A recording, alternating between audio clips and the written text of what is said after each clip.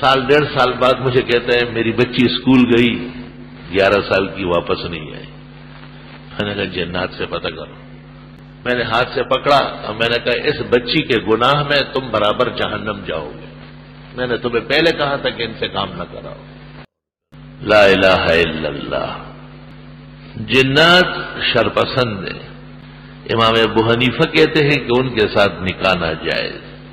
شرپسند گھرانوں سے لوگ دور رہے، انہیں اپنانے کی کیا ضرورت ہے. اور علماء حنفیہ کہتے ہیں کہ عامل جن سے کام نہ لے. بعض عامل ہوتے ہیں نا کچے اخلاق کے، ذرا سا کوئی جن آیا پوچھا حضرت کوئی کام ہے، جی ہاں یہ لاؤ وہ لاؤ، یہ گندے اخلاق ہیں. وہ بھی اپنا کام لے گا، پھر آپ سے تیار ہو جائے اس کے لیے. وہ پوچھے گا نہیں، وہ ایک بچے کو پورا گھر سے اٹھا کے لے جائے. کہتے وہ ہمارے خدمات کے بدلے میں. ایک عامل یہاں آتا تھا، جمعہ پڑھتا تھا. میں نے کئی تقریر میں کہا کہ استخدام بالجن حرام ناجائز، جنوں سے کام کرانا منع ہے. یہ سلیمان کی طاقت تھی، اور ہمارے پیغمبر جناب رسول اللہ صلی اللہ علیہ وسلم نے بھی کہا ہے کہ مجھے سلیمان علیہ السلام کی دعائیں یاد آتی ہے تو میں جناتوں کو دھکا دے کے نکال دیتا ہوں. یہ اللہ نے حضرت سلیمان علیہ السلام کو حکمت دی تھی، بڑی قوت تھی ان میں، اور ان کے سامنے تو مشرق اور مغرب کے دیو اور جن زنجیروں میں جکڑے ہوئے تھے. میں نے ایک جن سے پتہ کیا ہے کہ ابھی تک تم سلیمان کے تاج و تخت کی قسم سے ڈرتے ہو. تو اس نے مجھے کہا کہ جب ہم حضرت سلیمان کی بات نہ مانے نہ ان کا نام دیا جائے تو خود بخود ہمارے ہاتھ پیر شل ہو جاتے.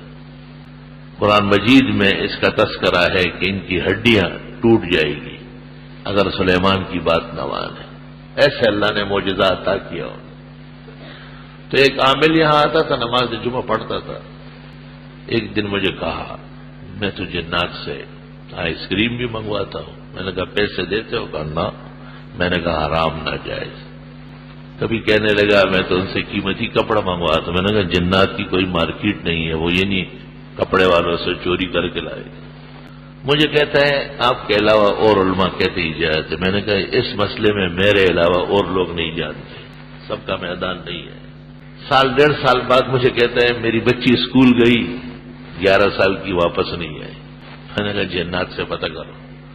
میں نے ہاتھ سے پکڑا اور میں نے کہا اس بچی کے گناہ میں تم برابر جہنم جاؤ گے.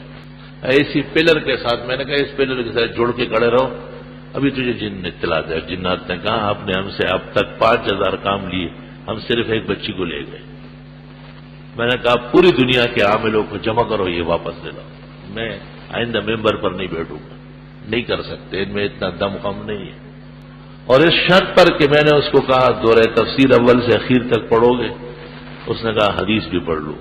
میں نے کہا عشاء کی نماز پڑھ کر دیکھو، اس کا جو پلنگ ہے پہلے سے خالی چھوڑو، اس پر بچی آ گئی ہو.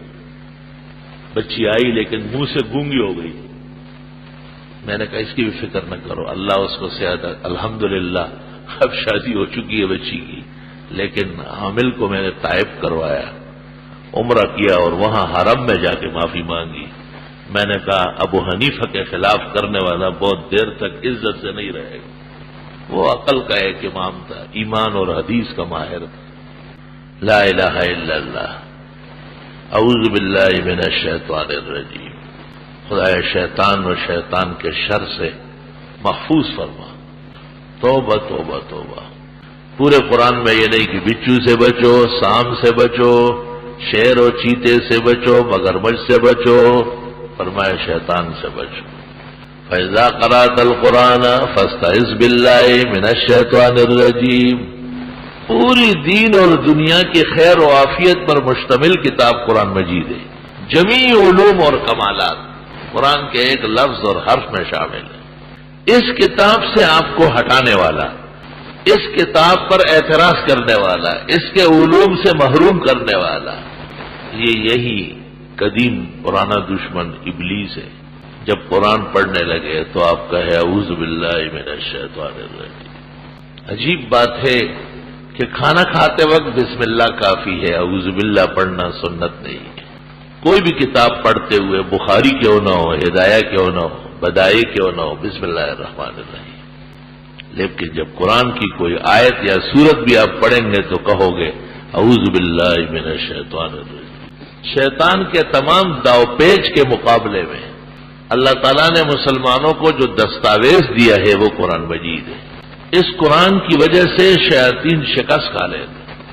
وَلَقَدْ عَلِمَتِ الْجِنَّةُ إِنَّهُمْ لَمُحْضَرُونَ، جنات کو پتہ ہے کہ وہ گرفتار ہو جائیں گے۔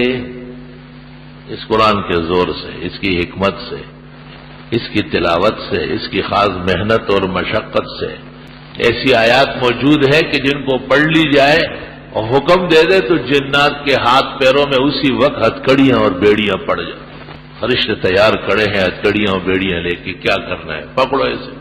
اللہ تعالیٰ نے ہم سے زیادہ زور تو جنات کو دیا ہے، اور جنات کے اوپر موکلات ہے، اور موکلات کے اوپر ملائک ہے، اور تمام طاقتوں کا سرچشمہ رب العزت خود ہے۔ اور بعض لوگ رات کو سوتے وقت غلط کپڑے پہن لیتے۔ ایک وکیل صاحب سے ہم ملنے گئے، بہت زمانہ ہو گیا، 15-20 سال۔ وہ باہر آیا، ہمارے اکرام میں آیا، کوئی اور ہوتا تو وہ باہر نہ آتا کیونکہ اس کے آرام کا وقت تھا۔ ہمیں ضرورت تھی، اس سے مشاورت کی، تو وہ جب باہر آیا میں نے کہا وکیل صاحب بالکل ایسا لگتے جیسے شیطان باہر آ رہا۔ بے تکلف ساتھی تھا۔ اس نے کہا نہیں یہ تو ایسی ہے۔ میں نے کہا پاک نہیں ہے؟ نہیں پیٹ ایسے۔ میں نے کہا پلید کپڑے، اور اس میں آپ سو گئے تھے۔ امام الاثر المحدث الکبیر والفقیہ علی الاطلاق آیۃ من آیات اللہ، حضرت اقدس مولانا انور شاہ صاحب رحمت اللہ علیہ لکھتے ہیں شرح بخاری کتاب اللباس میں کہ ناجائز کپڑے پہن کر پلید جسم کے ساتھ سونے والا یہ یقین کر لے کہ اس کے پلنگ پر پوری رات شیطانوں کی میٹنگ ہوگی۔ شیطان کہے گا کان کی طرف سے گھس جاؤ، کہتے نہیں ایک اور جگہ سے گھستے ہیں، ایک اور کہے گا ایسا اٹھاؤ اس کو، کہتے نہیں اس کو گندے گندے خواب لاؤ۔ پوری رات شیاطین اس کے پلنگ پر اس کے مہمان بنے ہوئے۔ تو دنیا کے لیے تو بڑے عقل مند اور بڑے حکیم ہیں، اور دینی مسئلہ آتا ہے تو یہ پلید شلوار اور پلید پینٹ پہن کر کے رات کو سوتے ہیں۔ اب آگے دیکھو حدیث شریف میں ہے جب ایک آدمی بستر پر آئے فَلْيَتَوَضَّأْ كَوُضُوئِهِ لِلصَّلَاةِ، بخاری باب فضل من بات علی الوضوء، کتاب الوضوء کی آخری حدیث۔ جب آپ رات کو سونے لگے بستر پر آتے تو ایسا بہترین وضو کرو جیسے نماز کے لیے کرتے ہو۔ الفاظ سے تو ذرا حیا کرے، نبی کیا کہہ رہے ہیں؟ یہ نہیں کہا کہ سرسری چٹکتا تھا وضو، کچھ رہے کچھ گئے، کوئی نماز تو نہیں پڑھنی ہے۔ او پیغمبر کامل و اکمل صلی اللہ علیہ وسلم کیسے امت کو گلے کے اندر عزت کا ہار ڈالا ہے،